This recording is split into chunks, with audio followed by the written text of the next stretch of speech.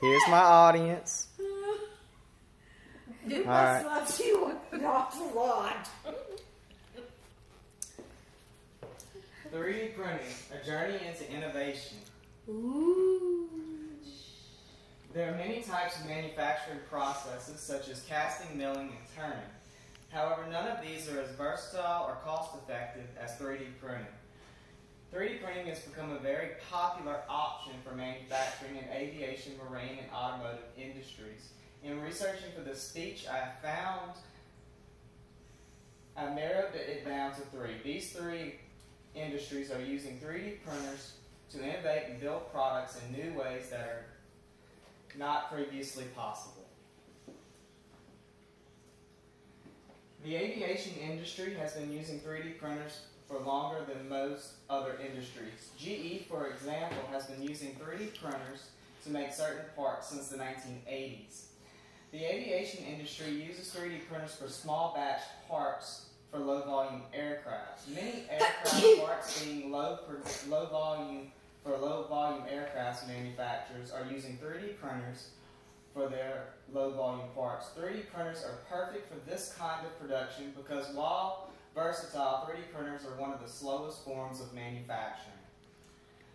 These printers are also used in aviation because they can make lightweight parts with unusual designs that would not be possible in other traditional manufacturing processes because of the way 3D printers build products. Restraints limiting unusual shapes in other manufacturing processes do not apply.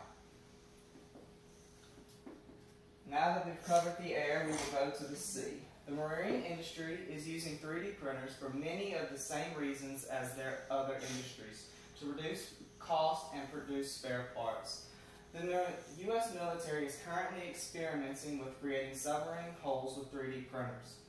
It is expected that using 3D printers to produce these submarine hulls will significantly reduce the cost. These printers also will reduce the time taken to develop and manufacture the hulls for future United States military submarines.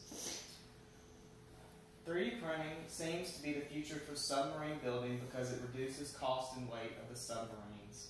A Canadian company is using 3D printers to produce titanium variable ballast tanks. These tanks are vital to mapping the seafloor due to the systems helping to hold the vehicle underwater. By using 3D printers, these ballast tanks can be produced in 8 weeks instead of 16. Now we go to the ground. By boat and plane, now automobile, the automotive industry is also benefiting from 3D printers. The 2015 Reuters report states that the motor vehicle constituted 16.1% of the 3D printing market for that year.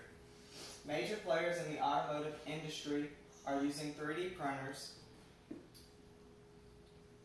Audi, for example, has launched a 3D printer center to produce prototypes and spare parts. Rolls-Royce, an English luxury automotive company, has recently been working with 3D printers to increase the number of cars the company can produce.